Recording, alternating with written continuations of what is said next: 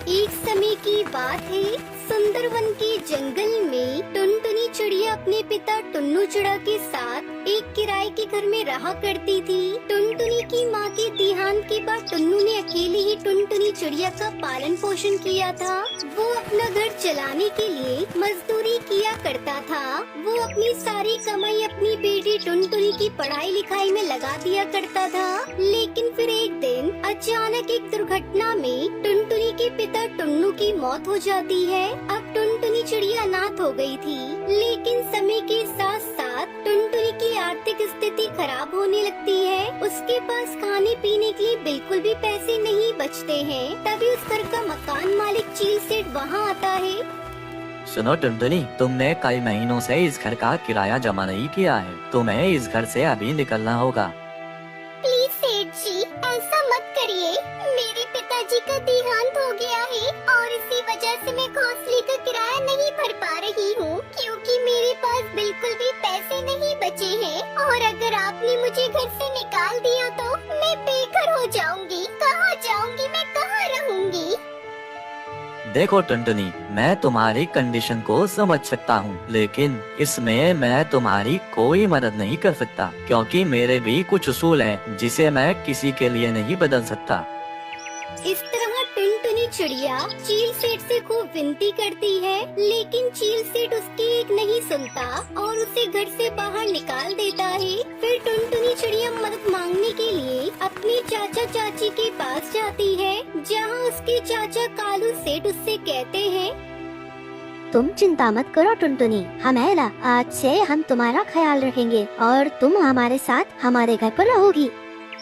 टुनटुनी के चाचा कालू सेठ दिल के बहुत अच्छे पक्षी थे, इसलिए वो टुनटुनी को अपने घर में रखने के लिए तैयार हो जाते हैं। लेकिन वही टुनटुनी की चाची बहुत ही घमंडी और दुष्ट किस्म की पक्षी थी और वो टुनटुनी को बिल्कुल भी पसंद नहीं करती थी। अरे आपका तो दिमाग खराब हो गया है, जो आपने उस दिन इस गरीब अनाथ चिड़िया को हमारे घर में रहने की इजाजत दे दी। लेकिन अब मैं और बर्दाश्त नहीं करूंगी। मैं उस अनाथ चिड़िया को अपने घर में अब मुफ्त की रोटियां तोड़ते नहीं देख सकती। अरे मेरा ये घर कोई अनाथ आश्रम नहीं है जो कोई भी अपना मुंह उठाकर यहाँ चलाएगा। अरे ये तुम कैसी बातें कर रही हो? टुनटुनी मेरे बड़े भाई की बेटी है और उनके जाने के बाद इस दुनिया में हमारे सिवा उसका है ही कौन? तो अगर ऐसे समय में हम उसका साथ नहीं देंगे तो बेचारी अकेले कहाँ जाएगी? अरे पहाड़ में जाए वो, मुझे इससे क्या। लेकिन तुम मेरी बात को ध्यान से सुन लो। अगर तुमने उसे अभी इस घर से नहीं निकाला ना, तो मैं हमेशा के लिए अपने मायके चली जाऊंगी, फिर रहना के लिए अपनी उस टुनटुनी के साथ। इधर टुनटुनी कमरे के बाहर खड़ी अपनी चाची की सारी बातें सुन लेती है और उनके दिल में अपने प्रति इतनी नफरत देखकर उसको बहुत बुरा लगता है और वो उन लोगों को बिना बताए उनका घर छोड़कर चली जाती है। इस तरह टुनटुनी के पास जीने के लिए कोई सहारा नहीं बचता है। वो पूरी तरह से लाचार हो जाती है। हे भगवान, अब मैं क्या करूँ, कहाँ जाऊँ? मेरा तो इस दुनिया में अब कोई भी नहीं है। इस तरह उस दिन के बाद से टुनटुनी चिड़िया जंगल में ही अपने दिन गुजारने लगती है और कई दिनों से भूखे पेट रहने की वजह से टुनटुनी के पेट में बहुत तेज दर्द होने लगता है और उससे अब और भूख बर्दाश्त नहीं हो रही होती है, जिसकी वजह से वो पक्षियों से भीख मांगकर अपना पेट भरना शुरू कर देती है। ऐसे ही एक दिन एक ढाबे के बाहर कुछ पक्षी बैठकर खाना खा रहे होते हैं। उन्हें देखकर टुनटुनी की भूख और बढ़ जाती है, जिसके बाद वो उनके पास जाकर कहती है, सुनो भैया, मुझे बहुत तेज भूख लगी है, प्लीज मुझे कुछ खाने के लिए दे दो। टुनटुनी की ऐसी हालत देखकर उसकी मदद करने के बजाय वो पक्षी उल्टा टुनटुनी का मजाक उड़ाने लगते हैं और उसे बहुत परेशान करते हैं, जिससे टुनटुनी चिड़िया का दिल पूरी तरह से टूट जाता है और उसकी आंखों में आंसू आ जाते हैं। अब बस बहुत हो गया, मैं और ये सब बर्दाश्त नहीं कर सकती।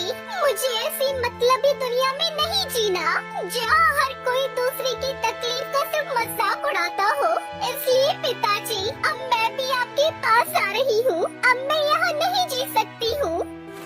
इतना कहकर टुनटुनी भागते जंगल के बीचों बीच बने कुएं के पास पहुंच जाती है और उसके अंदर छलांग लगा देती है। लेकिन जैसे ही टुनटुनी उस कुएं के अंदर कूदती है, वैसे ही सुंदर सी परी टुनटुनी को बचाकर वापस कुएं के बाहर ले आती है और उससे कहती है, अरे बेटी, यह तुम क्या कर रही थी? तुम्हें पता है ना आत्महत्या करना कितना बड़ा पाप होता है, और वैसे भी जीवन को खत्म कर देने से समस्याएं खत्म नहीं होती है, बल्कि उनका सामना करने से ही उनका अंत होता है। तो बताओ तुम्हें क्या तकलीफ है? फिर टुनटुनी चिड़िया अपनी सारी परेशानी उस परी को बता देती है। टुनटुनी, तुम बिल्कुल भी चिंता मत करो, मैं हूँ ना, मैं तुम्हारी मदद करूँगी। इतना बोलकर वो परी अपनी जादुई शक्तियों से टुनटुनी के लिए वहाँ पर एक बहुत ही सुंदर फूलों का घर प्रकट करती है।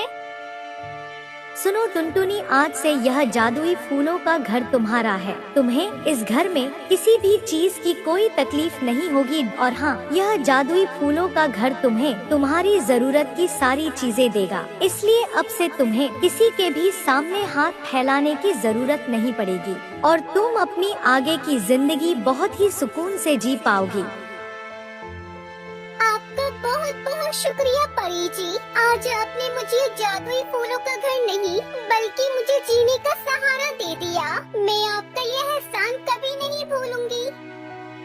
इस तरह टुनटुनी चिड़िया उस जादुई फूल के घर में बड़े ही आराम से रहने लगती है और अब उसकी जिंदगी में किसी भी तरह की कोई तकलीफ नहीं होती और वो अपनी आगे की जिंदगी खुशी खुशी व्यतीत करने लगती है।